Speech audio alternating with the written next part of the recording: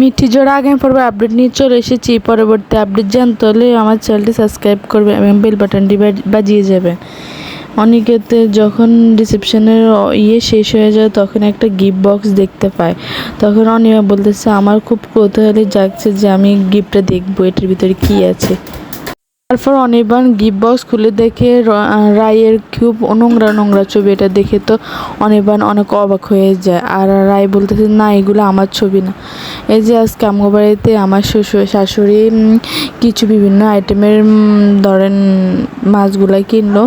এগুলো কী মাছ আমারও তো অভিজ্ঞতা নেই, আমার মনে থাকে না। তারপর ওই মাছগুলো এমনিতে খেতে অনেক মজা। আবার আমাদের শাশুড়ি আমাদের কাছে সবজি শাক আর কি কোরমা শাক ওইটা কেটে রান্না করছে নারকেল দিয়ে মাছ দিয়ে, অনেক মজা হয়। আপনারা কে কীভাবে খান আর কার কার পছন্দ, আমার কিন্তু অনেক ভালো লাগে। এখান দিয়ে আমার শাশুড়ি বসাই দিল, ওই মাছগুলো বসাই দিলে ওগুলো কী মাছ জানি বলে, আপনারা একটু কমেন্ট করে জানাবেন।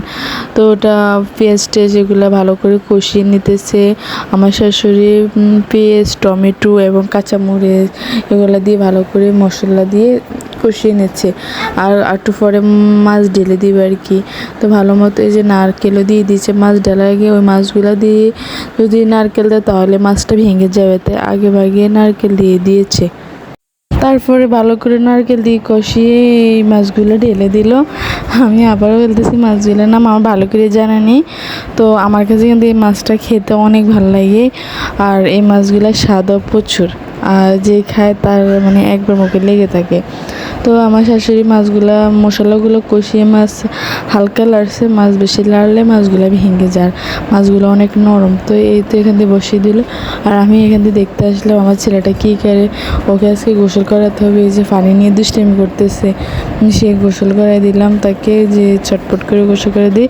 ছোটো মানুষ তো, আর এদেরকে একটু দেরি করলে এদেরই সমস্যা হয়, তো একটু গোসল করাই দিলাম এখান দিয়ে। তারপরে আবার এখান দিয়ে শীতকাল ছিল, এটা শীতকালের একটা ভিডিও ছিল।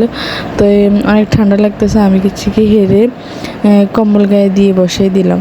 তারপরে এখান দিয়ে আবার আসলাম যে শাশুড়ি কী করে।